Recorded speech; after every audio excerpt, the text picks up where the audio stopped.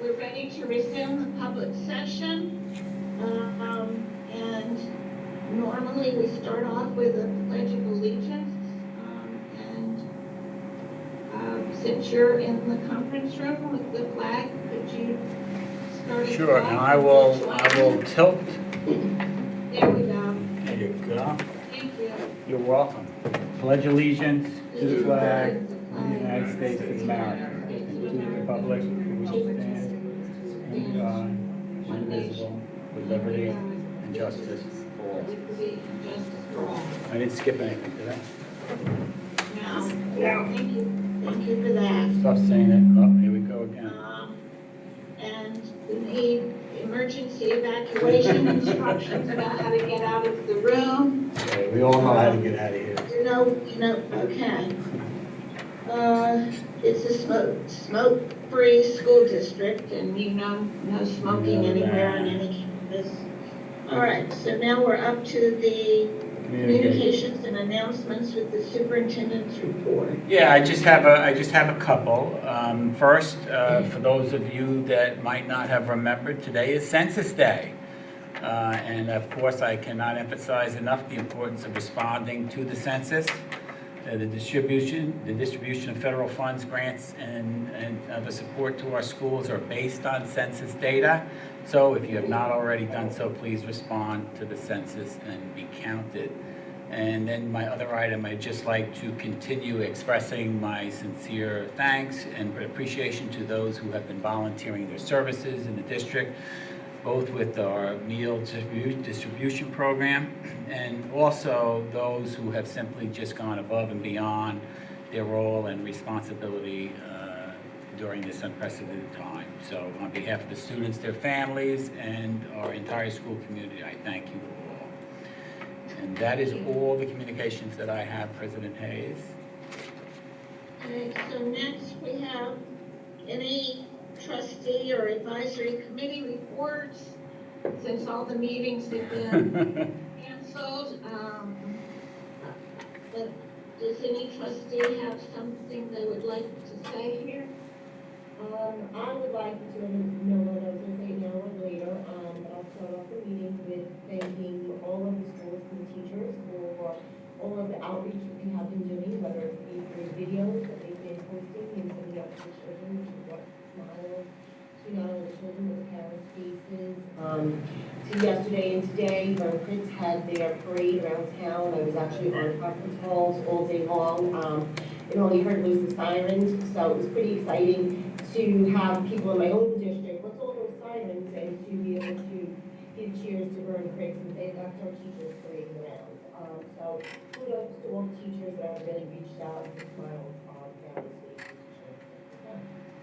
Thank you. I'd like to agree with Mrs. Arruda. Watching the videos on Facebook and YouTube, and also then seeing the parade. First brought a smile to my face, and then it really brought some tears to my eyes. It was really wonderful to see, and I can't even imagine how the children would have responded to seeing that. So again, just above and beyond from our teachers. So it was just a wonderful, wonderful sense of community, and to see it was really something else. Agreed. Thank you for that. That's good news to hear. I think I will add one thing that I read on Belport.com. It was a letter to the editor saying that one of our TAs, Debbie Henriksen, and she's at Creamer Street, had made some masks that she delivered to, I believe, the hospital. So, our teachers and our TAs are also volunteering to do other things that are helping the community. So I just wanted to point that out. Thank you. All right, for discussion now.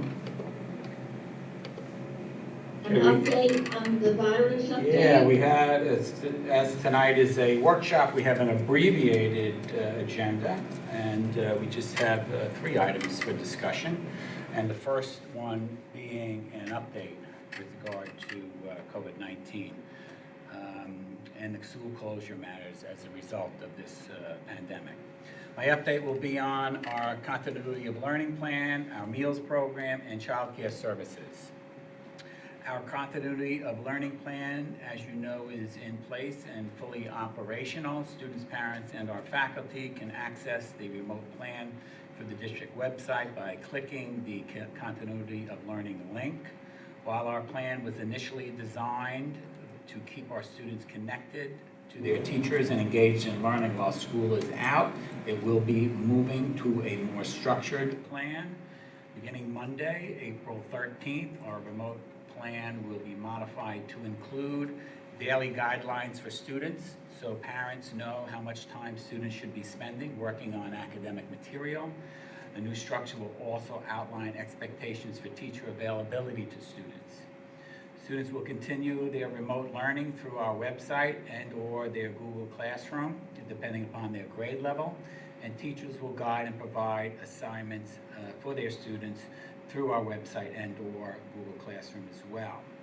Our website, on our website, students may continue to explore learning resources on their own as well.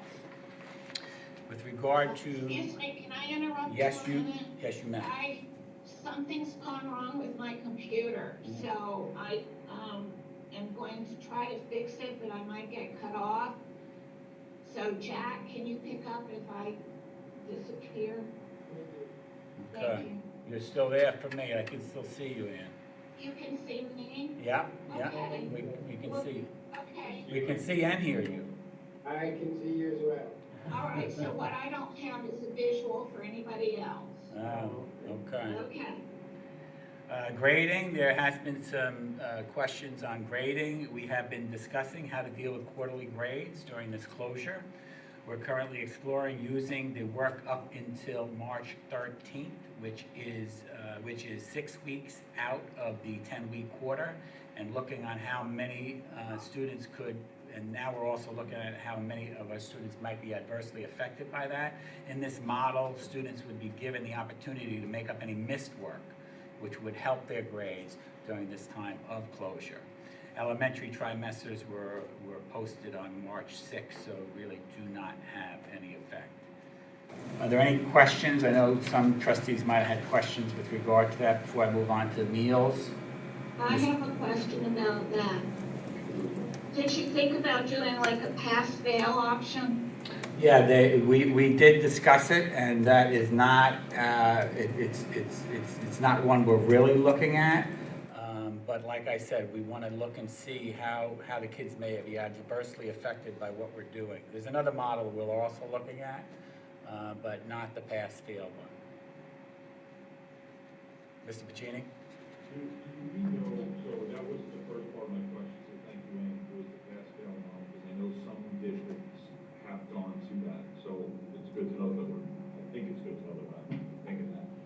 What about the work they're doing now? I mean, because there's some confusion, you know, as to how that's gonna be graded and if it's gonna be graded, if it's technically, a good portion of it is review. I mean, and I think parents wanna know, you know, what's being graded, is everything being graded, is this just to kind of keep muscle memory going here, or is it gonna be graded? So at first, you know, the plan was initially rolled out to keep the continuity of learning, not new instruction. New instruction is going to start April 13th. So the plan for the grading piece, as I mentioned, was to use the grades that were done in class, which is 6 weeks in before the closure, and then during this time of closure, use that work or this time to allow kids to make up and improve those grades that they ended with during that 6 of the 10 weeks. Yeah, it just seems to be, like, I don't think that message is out there right No, because it hasn't been decided yet. We're looking at that. That's going to be decided this week. Because from what I understand, like, my high school student is getting, you know, he's getting assignments and he's doing his assignments, et cetera. The expectation or the feeling is that what he's doing is going to be graded, and I'll confirm with him, because I haven't looked over his shoulder in the last couple of days, but it appears to be a decent amount of new So, I mean, and I could be wrong, but, you know, if it's going to be, hey, catch up and get some stuff done and solidify what you've already done, that message, and that has to be sooner than later, right? Because no time like the present to get things done. right. Well, under the plan we're looking at, the new work that was done remotely could help the child improve their grade from the 6-week mark. I guess, to counter that though, if it's not gonna help, why do it? So that's the other side of it, right? If a kid had a good grade before the distance learning started, what's the incentive other than exercise to, what's it called? It's the So what's key, wrong with that? it's, There's nothing, I'm just saying it's an individual choice, right? So if you leave it up to some people, they're not gonna do it. So, you know, I think it needs to be clear, but I know you're working on it sooner than later of, you know, what is it? Because if a kid's got a 90 average before this, you know, school closure, unless he thinks he's gonna get to 100 through what he's doing, and that may be a real opportunity, some kids are just gonna take their foot off the pedal and say, well, I can do nothing to get 90, right, or if that grades, etc. no, that's a good point. And for juniors specifically, I'm sorry, I'm supposed to cut you off, I have a junior, and there's major implications to, you know, what colleges they get into or don't based on it. So that's why I think it's really important that this gets determined and decided very quickly. It will be determined this week. To piggyback off of what Chris had just said, I have been on top of my middle schoolers and their work. I will say that the rollout at the middle school level was a fairly smooth transition. The work has been all review, I'm going over it. Of course, little hiccups here or there, but that's to be expected. We are getting input from the teachers and feedback from the teachers. So I think at this point, right now, just that general feedback from the teachers in terms of the assignments being sent in, I think is really what's most important. With that being said, I have a couple of things when it comes to continuity of learning. I do know that there were some trouble areas with technology. Is it possible for us to set up an IT support, whereas the teachers and the community can have a number to call, you know, Monday through Friday, or whatever it's going to be, to get the support that they might need, whether it be password logins or this platform or whatever it is that they're using, so that they're able to have the support in the technology department. So I don't know if that's something that we're looking to do, and I do think that because we're looking at this closure being extended, it might definitely be something that we need to look into. Yeah, Just well, having a support hotline, so to speak, for just technology. so we had the tech support in place for the first few pilot days. I can't tell you that it even has ended, but we did put that out to both the parents and the staff, so they could, I think it was called Pilot Help at southcountry.org. I don't know how much that was utilized, but it was there. It was advertised enough, for the community, you know, obviously there was, and not any fault, but, I don't know, I think there was a lot going on, maybe those first few Sure, days. sure. So maybe it's something that we need to put back out, because I do Well, know. Go ahead, I'm sorry. Yeah, no, I agree with you. I'm just saying, I know it was there, I don't know if we shut it off. I mean, I need to look at it to just make sure it's back up and people are aware of it. Okay. Now. I wasn't aware, you had said there was a lot of technical issues, I wasn't aware of technical issues, a lot of them. I think it's more when it comes to logging on and going into different platforms, Sure. passwords, those types of things, that, you know, our teachers are sitting home and working that extended day, working on some of those types of issues more Sure. so than the instruction portion of it, where that time can be utilized to assist families in whatever instructional portions that we may have. Can I just jump in on that piece, if I can answer that? Sure. If you're not, I think you want to move on to a different subject. I think, yeah, that's fine, yeah, no. Yeah, I guess, I think to the point, I think passwords and stuff like that, I mean, for me, from my own experience, we've had a lot of luck in, you know, the teachers are responding, so I think that piece is good. I think one of the things that I've asked Dr. Gianni through the week, and as we've gone through this, is, and it's a little bit different, but it does apply, is really the guidelines for time frames or timing on how much work is being given and how much work students should be working towards this. And one of the reasons that I bring this up now is because, to Melissa's point, like, I spent an hour trying to get, my Chromebook to print yesterday. There are certain things that keep popping up in this new world that many of us are living in. If we don't have specific guidelines for how much the expectation is for what they should be doing, my kids are probably spending more time working than they should be based on the level of material, because we're working through technology issues and getting used to the new world of what we're doing, right? Because I want to make sure, I was going to make something a little later, we're mindful of, like, I have 3 school-age children. My wife and I are both working throughout the day. So I can't be looking over a child's shoulder for 3 hours at a clip with 3 different kids and still do my job and my wife do her job. So I think, and technology issues come into that, but on top of it, expectations need to be laid out for timing, time frame, how much work it is. And we can't, I just want to make sure as we get into the new instruction on April 13th, we're not saying, okay, kids, everybody's got to be signed in from 9 to 1, and this is what you got to do, and expect an elementary school to have a parent looking over their shoulder for that time, because that just won't work.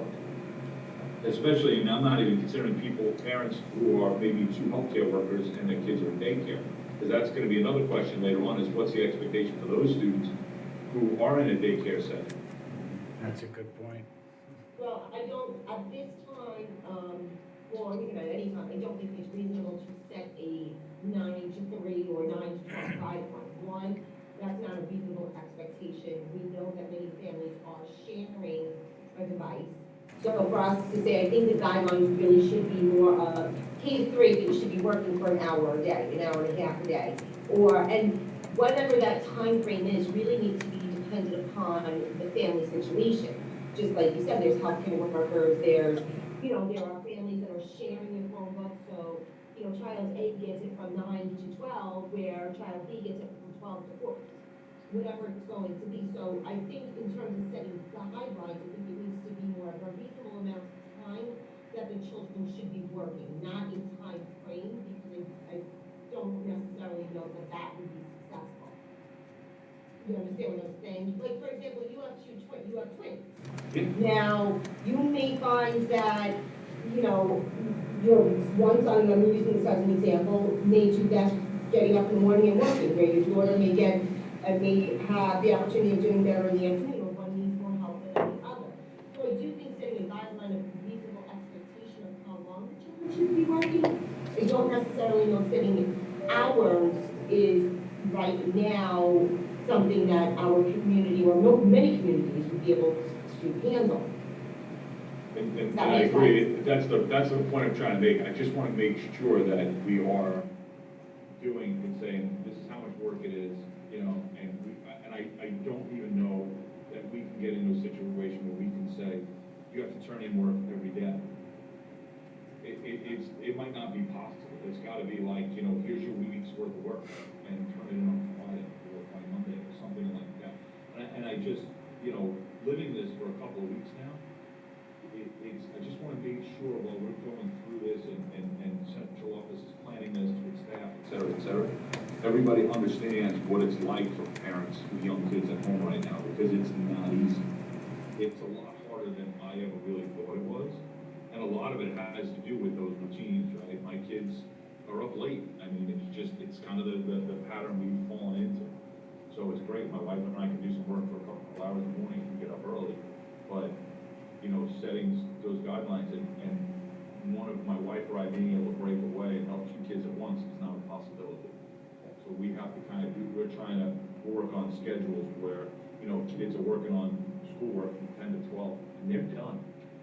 I mean, if I can't get it done in 2 hours and they can't get it done and they're struggling. Well, at 4th grade level, it should be about 2 hours. Yeah, well, regardless of whatever it is, I get that, but I'm just saying that's the guidelines that's working for my family right now. Because my wife's a teacher, my wife's doing a lot of what our staff is doing today, and I'm working 7 or 8 conference calls a day right now, trying to get things done. So I just want to make sure we're thinking about all of those things with our, and I'm sure our staff's thinking about it, I'm sure we have a lot of different perspectives.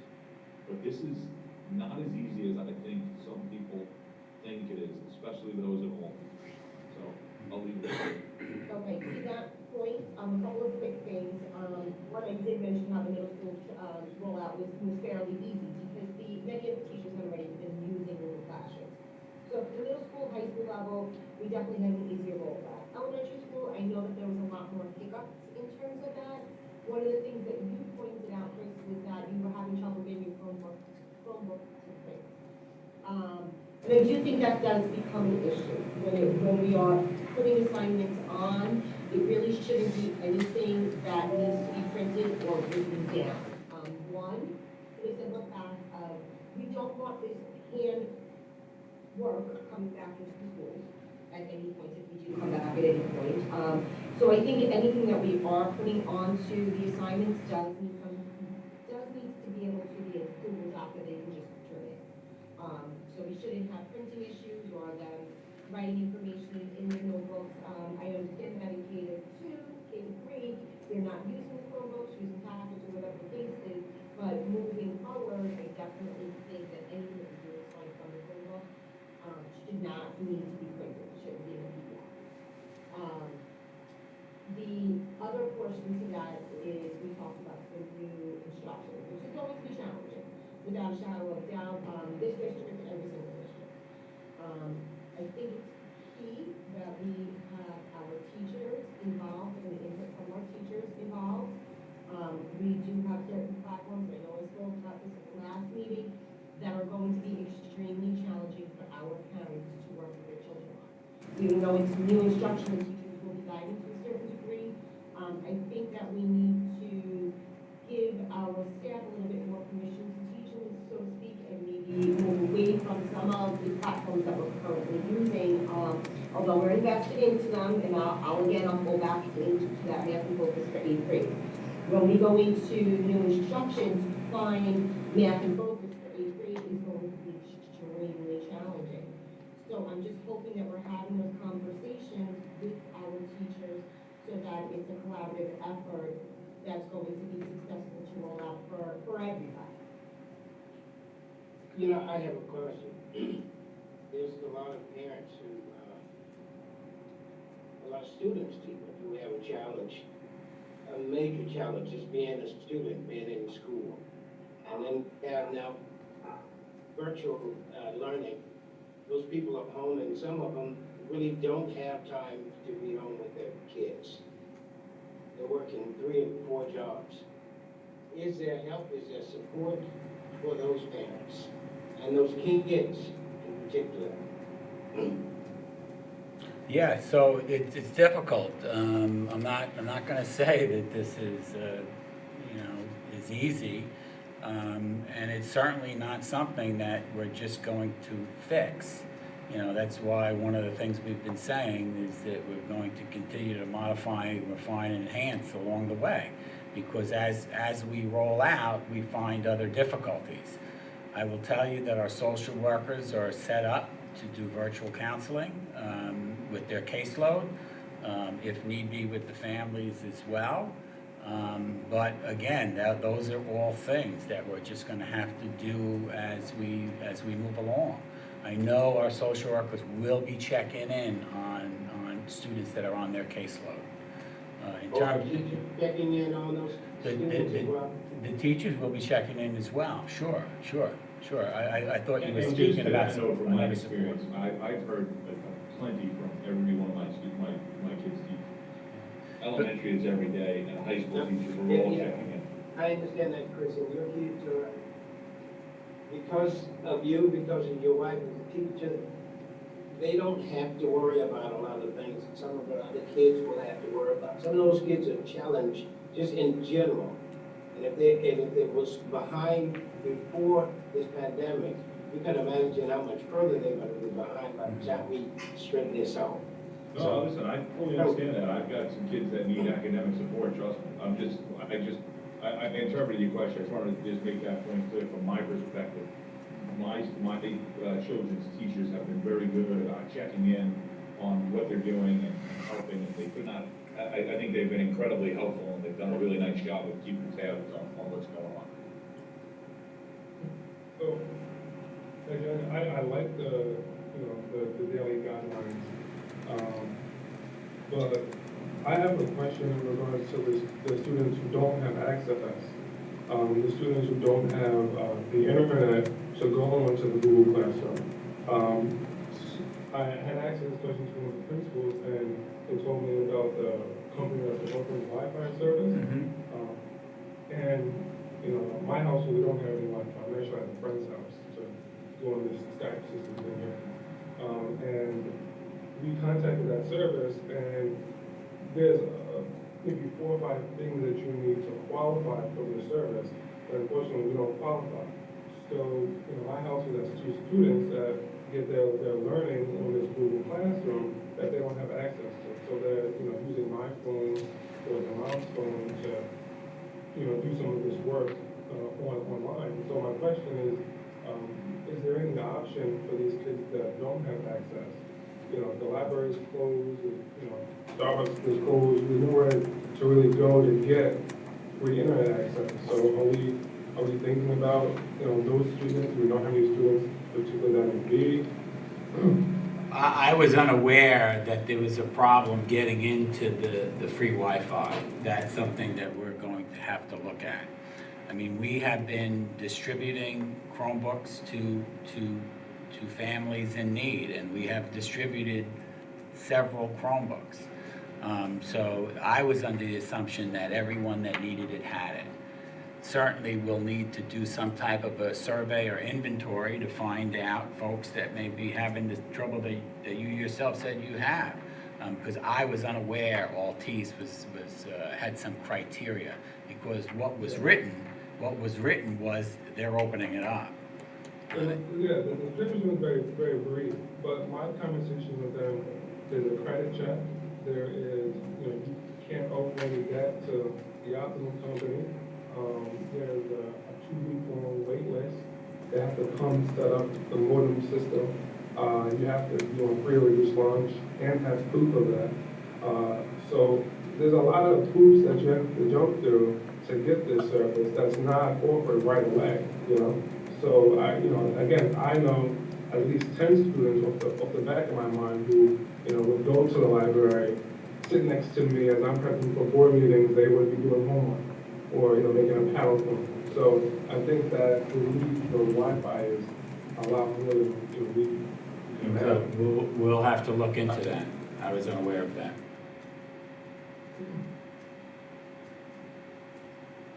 I've heard there's plenty of problems with that free service from Altice. Even my wife's district, there's some students complaining that it's inaccessible. Okay.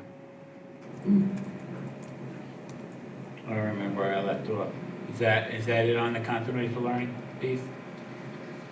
Okay, I'll move on to the meals program. We continue to distribute meals to families in need. We're currently distributing, and really, our distribution has fluctuated from 800 to 2,300. It's just amazing of the fluctuation. We started distributing hot foods. In fact, I think it was last Friday, pizza was distributed. 3 times we had pizza, so kids are actually getting what they were getting when they were in school. But again, Tomorrow is Nacho Thursday. Is it Nacho Thursday? Yeah. Nacho Thursday tomorrow. So we continue to distribute grab and go with curbside pickup at our 3 locations, 10 to 1. It's the high school, Frank B. Long, and Critz. And then families who are self-quarantined or without transportation can also call my office at 631-730-1501 or email grabandgo@South Country, and we'll arrange for a home delivery. And grab and go meals will be distributed next week, April 6th through the 10th, when the school was originally scheduled for spring recess.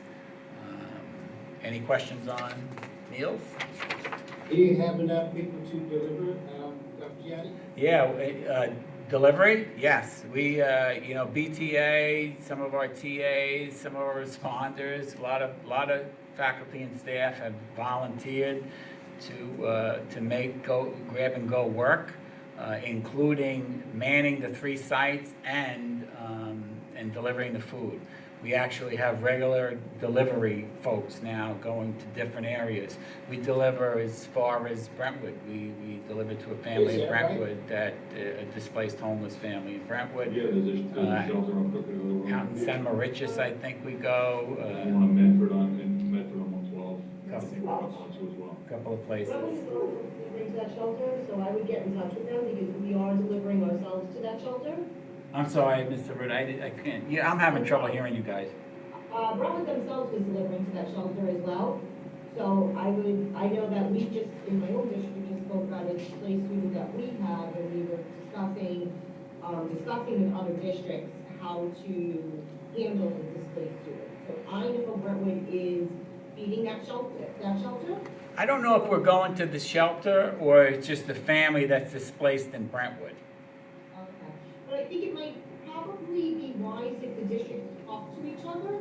And although it might be one of our students in the different districts, to be able to go to that home school of where they're living right now might really be something we should look into as opposed to traveling and I don't know, I just had the same conversation in Redwood. We do, Maybe our shelter, we provide the food for all children. It doesn't matter where you are. So if you are, so there are some Brentwood children in help housing. We deliver to everyone there. I think that's just a known kind of thing. Right. Yeah, And these. that's what I'm saying, so that if districts are delivering just to their community, so to speak, as opposed to others going out to other districts. I just think it would probably, since we're all doing the same exact program in every district, so no matter where we're placed, it would probably be best to just communicate. Okay. More? Childcare. So as the board knows, we have been exploring hosting childcare here in the district. However, that has not panned out yet. We continue to suggest folks go to Way to Grow Childcare in East Patchogue, who has some space, with a priority going to essential emergency response workers. We will more than likely be entering into a partnership with Scope Services and referring families to one of the Scope locations and their regional care centers.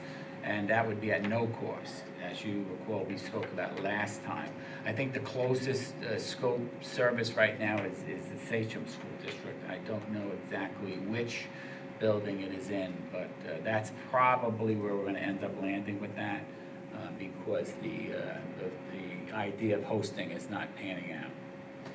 So Jim, I have a question.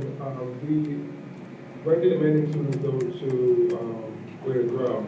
Does that alone satisfy the governor's requirements to provide childcare? Yes, so the governor's got 3 boxes to check in order to be considered for the waiver for the 180 days instructional requirement. It's the distant learning plan, it's providing meals to the needy, and to provide child care for healthcare professionals and first responders. So we need to make some type of an arrangement. I mean, I think all districts are doing it. Most of them don't have it in-house, and they're doing what we're considering doing with Scope. I think Scope has got about 7 locations on the island that they're going to be doing this at. How are you handling the social distancing in the child care setting? I don't know. I'm not running that program. I honestly don't know how they're doing that. I have the EOC had the employer at the school. Yeah, that's canceled. That's not. That's good. Yeah. Have you, I guess it would be a good idea to utilize the staff that work that to work the child care. Yeah, because they're grant workers and they're not working because the school's closed. Yeah, EOC didn't offer that, and I certainly didn't suggest it at the time. EOC is running the Way to Grow program in East Patchogue, and because when I spoke with them, that's where they recommended me to go. You know, I don't know, you know, I don't know if it's a different certification needed. However, the governor just waived all certifications of childcare, so it really probably wouldn't matter. But that would need to be Isn't Boys explored. I'm sorry. That's okay. Is the Boys and Girls Club providing childcare now? I do not know. They were, but not now. They provide meals, but I don't think any childcare. And they're completely closed, I think, right? That's exactly right. Is it intended that the childcare be provided without charge to the recipient? That's what the governor would like, yes. But the Way to Grow is Yes. they It's have to pay it- a fee in order to. It is for fee. Believe it or not, we've only had one request for childcare services so far. And we did direct the person to Way to Grow, but I think we need to, like I said, move forward with the scope piece as a regional location. So this way we check that box in terms of having free childcare for healthcare providers.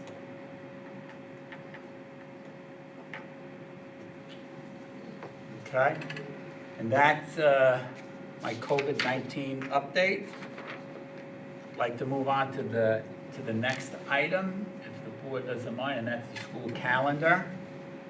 As you know, the governor's recent executive order has placed school districts in a conflicting situation with our contractual obligations. In his executive order, the governor has required school districts to first use any vacation or snow days to be eligible for the waiver of the 180-day instructional requirement. As a result of that order, remote learning, grab-and-go meals, and childcare availability must continue through the extended closure, which includes our spring recess, April 8th through 10th, and quite possibly Memorial Day holiday, which is right now May 22nd and May 26th.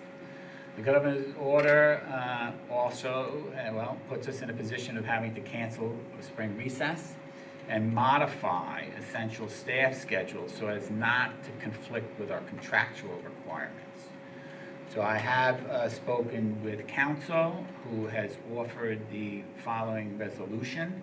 I think it is on, I believe I put it on board docs for both the board, and I even put it in public content. And I'll read the resolution before, and you can take a motion to put it on the table. Be it resolved in accordance with executive orders executed by the governor, the Board of Education hereby revises the 2019-20 school calendar to cancel school recess period from Monday, April 6th, 2020 through and including Friday, April 10th, 2020, and delegates the superintendent of schools the authority to direct district essential operations during this time. So what that would allow me to do, number one, it would cancel the recess as the governor has so directed, and it would allow me to stagger the workforce as to continue those programs throughout the closed period. I think you need a motion. You need a motion for that. Yes. Is there a motion to authorize the superintendent, is there a motion to cancel the spring recess and to authorize the superintendent to modify staffing requirements during the period April 6th through April 10th? Who made that motion? Yeah. I'm sorry. That was Jack. Jack made the motion. Is there a second? Mr. Santa waved, and so did Mr. Trent. Oh, okay. You gotta call So it. that I think Mr. Santa was first. So you as well. Oh, you're back. Okay. We had a motion to cancel the spring recess for the period April 6th through April 10th, and to authorize the superintendent to modify staffing during that period. Well, it's more, no, it's not to modify staffing during that period. It's to modify staffing to deliver the essential operations. So that means I could move people around outside of that period as well.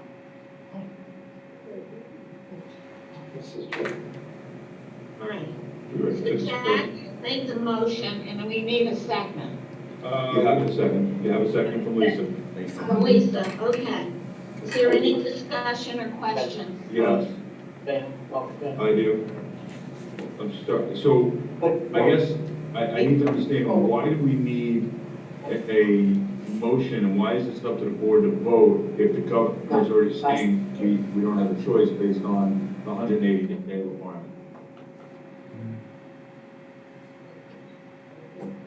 I thought that we needed it because it's a modification of the calendar that we had passed by motion earlier. Yeah, I think you do. I don't think the governor controls your calendar. The governor controls whether school's in session, right? Yeah, I mean, sure, so I get that. What I'm saying is that, I just want to make sure it's clear to the public that we're canceling spring break because we don't have a choice. Having a motion and us voting on it makes it look like we have a choice as to whether or not we have a spring break, or we really don't. Right? You're right, Chris. I mean, it looks like we're in session next week. To me, technically, we're in session next week because we have an obligation to fill based on a mandate from the governor. Well, how about this? Jack, would you like to amend your motion to say pursuant to direction of the governor? The resolution says that. The resolution says it, Okay, in accordance with the executive orders. okay. Okay. Does that satisfy you, Chris? Yeah, it's fine. Yeah, it's fine. I guess I wanted to understand why we had to do it based on governor's order. It's fine. I'm satisfied. And I also think what it does is it makes it clear that we're complying with the governor's request, right? So It you, makes it clear to the governor, Yeah. to the public and the parents and the staff who are now working and in session next week. It looks like we just voted on, which we did, or we're going to vote on, canceling spring recess. And I just want to make sure it's clear and we understand that we're not doing this for no good reason, but pretty much mandated to do it. That's it. right. With that said, we are mandated to cancel it, however, we are in control of our continuity of learning within certain guidelines.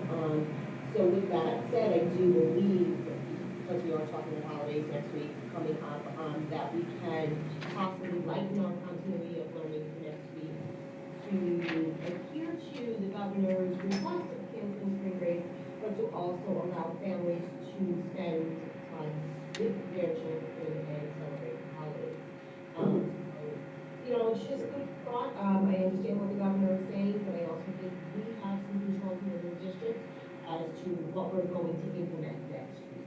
And my intention will, Under the modification that the superintendent will be able to put into place. Right, that's right, I think it's a discussion.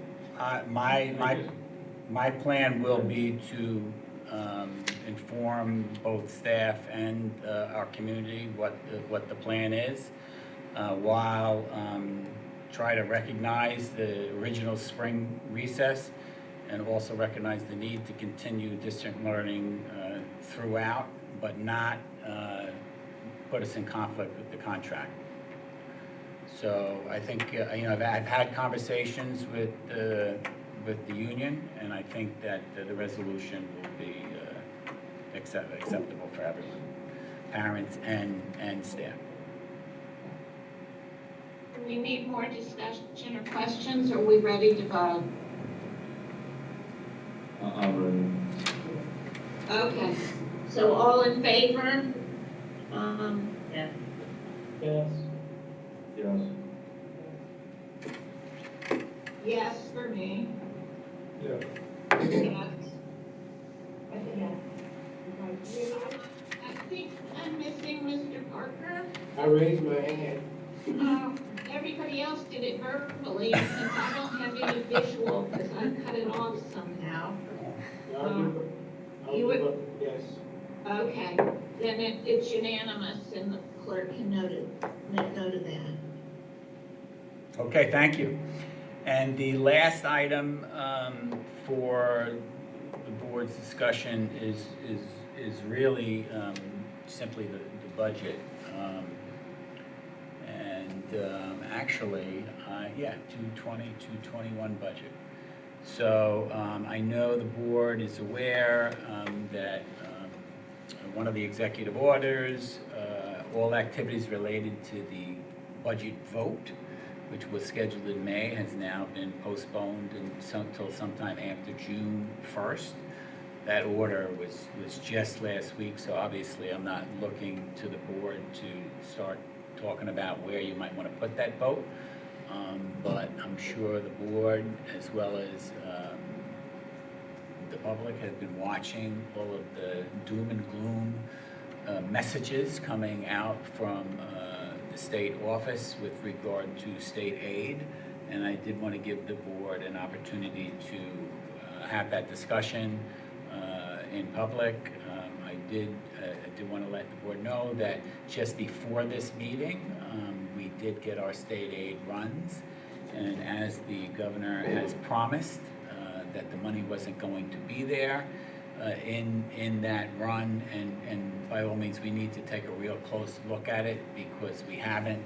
We just got it right before the meeting, but it appears that the governor has put a first reduction of about $1 million as a result of the coronavirus pandemic, and plans to put additional reductions somewhere down the line. And I think that's all based on what the governor has said. If he doesn't have the money, he's not going to be able to give the money. So with regard to our state aid, we're pretty much up in the air. And as the board knows, we had a difficult budget to begin with as a result of a number of budget drivers, one of which is transportation. And again, I put it out there for the board's comments. I think we should comment on it so that, since the public will be listening to this meeting, they can get a little idea of what it is we're going to have to contend with. As it stands right now, the $1 million reduction is just in the first quarter, and like Dr. Gianni said, there may be further reductions in the second quarter and beyond. And even if it's just a $1 million reduction in the first quarter, if you annualize that, it's a $4 million reduction. And we already had some pencil sharpening that needed to be done after the first draft of the budget was prepared in our district office. In addition, we've got to contend with the transportation contract, where right now we have a contract with a transportation company for school bus service, but obviously the buses are not running, and we'll have to wait and see how things work with regard to a continued obligation under those contracts. Does anybody else want to weigh in on doom and gloom? Doom and gloom pretty much sums it up, President Hayes.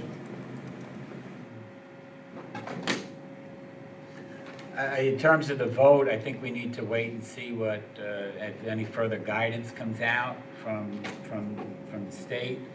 also what other districts are doing. I mean, the governor kind of made it kind of loose in terms of after June 1st, where, you know, right now, everyone has to vote on the same day.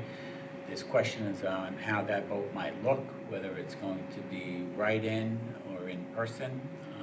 So there's just a lot of moving parts right now.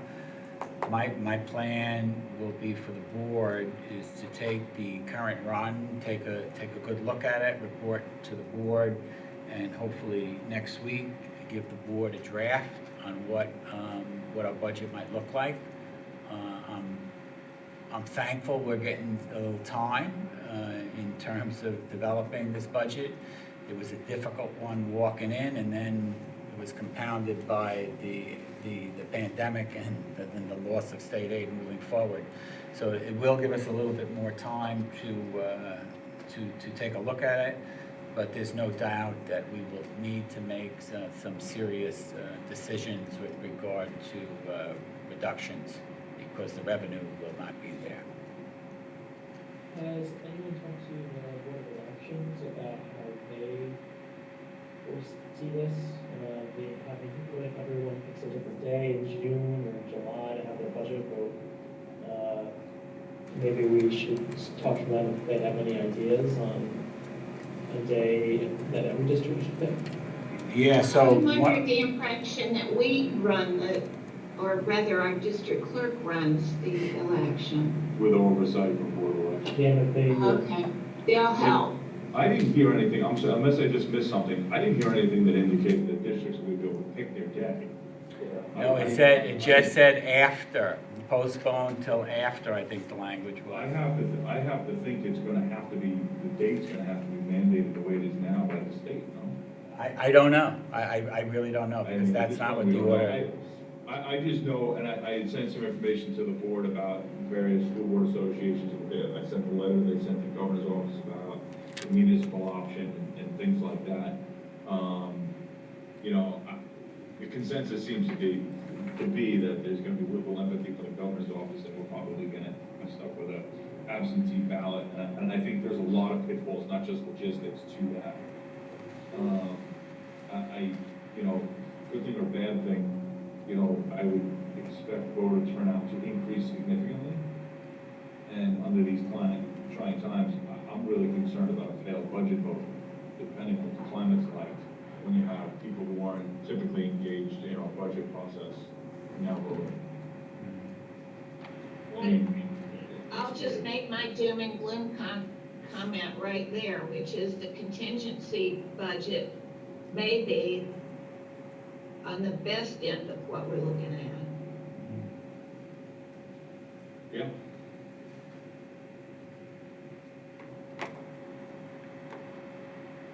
Okay. Is there any way we can have some influence as to having it be like a mail-in ballot, so that ballots are just mailed to every registered voter in the district, and they just need to mail it back? Or who would set the parameters for the type of voting? Yeah, I don't know. I don't know if that would be up to you. I mean, I guess, listen, I think the best thing to do is wait for further guidance. Okay.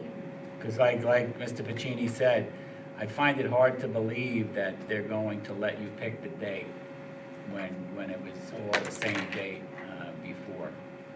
And then the question also comes, if the vote is in June and it's failed, do you go right to contingency, or is there a revote? Because by the next revote, you'd probably be in July.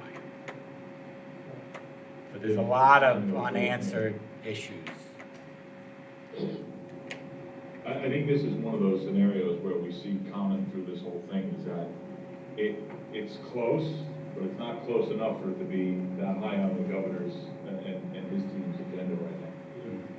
We're gonna get, I mean, we can speculate all we want, but we're gonna know, they're gonna tell us what we're gonna do. I don't see how we're gonna solve anything tonight. It's unfortunate, we'd all like to know to plan for it, but I don't see how that's gonna be possible.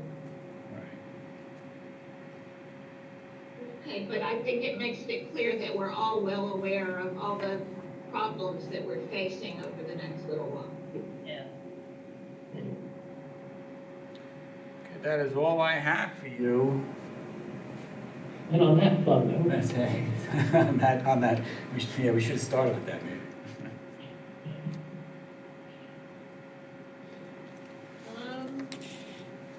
Oh, you think we're already up to closing remarks? Yeah, we have an abbreviated, Okay, but I have a question. okay. I know I'd asked you whether or not we had any number of like contractors' dust masks, and you'd indicated it's not the medical grade. Mhm. That's true, but there's some local, like there's the adult home on Beaver Dam Road that could use dust masks. They don't require the medical grade, but it would at least be something that they could use for their staff and their residents. I wondered if we have some that could be donated. Or We have 12 boxes of 50, not N95 though, because you had asked me once and I looked and the hospitals weren't accepting that. I have no problem donating them. I would, if the board has no problem, I would put the donation on the next agenda for a retroactive approval. Are we allowed to donate them? Well, you can, yeah, I think you can. Purchase with public funds for an intended purpose. I just want to make sure. Oh, that's a good question. I'm all about donating them, I'd love to Yeah, do it, but I don't want to get in trouble after the fact and Yeah. donate something that was procured with taxpayer funds. So why don't we do this? Why don't I check with council? If council says it's something that we can do, I will go ahead and do it. And I will bring it back for a retroactive vote. Because we certainly don't want to wait, if we can do it, and we can just donate them.